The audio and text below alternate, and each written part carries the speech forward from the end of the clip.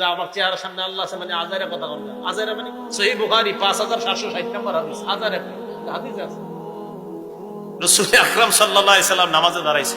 বাইনামা নবী সাল্লাল্লাহু আলাইহি সাল্লাম ইসাল্লি, নামাজে দাঁড়াইছে। ফারাআ ফি কিবলাতিল মসজিদি নুখামা, নবীজি দেখলেন সামনে নাকের ময়লা দেখা যায় মসজিদের সামনে। ফাহাক্কাহা বিয়াদিহি, নিজে হাত মুবারক দিয়ে নাকের ময়লা মুছে দিয়েছে। কিভাবে? নিজের হাত দিয়ে। এজন্য মসজিদের মধ্যে ময়লা ফালানো ঠিক না, ময়লা করা ঠিক না।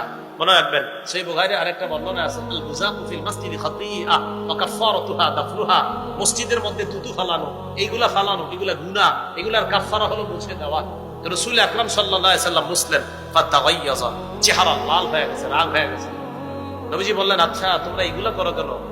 মনে রাখবা, ইযা কানা আহাদুকুম ফিস সালাহ ফাইন্নাল্লাহা হিয়ালা ওয়াজহিহি, তোমরা যখন নামাজ আদায় করো তোমাদের সামনে আল্লাহ থাকে।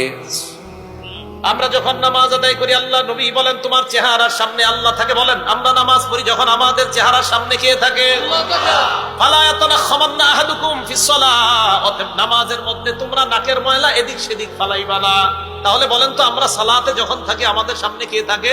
আল্লাহ। সহিহ বুখারী 5760 নম্বর হাদিস, আমাদের চেহারার সামনে আল্লাহ আছে। তো নবীজি বলেন ফালা ইয়াতানাখামান্না আহাদুকুম হিয়ালা ওয়াজহিহি, চেহারার সামনের দিকে কখনো তোমরা ছেলেসা নাকের ময়লা মুখের থুতু এগুলা ফালাইবা না, কারণ আল্লাহ তোমার সামনে আছে।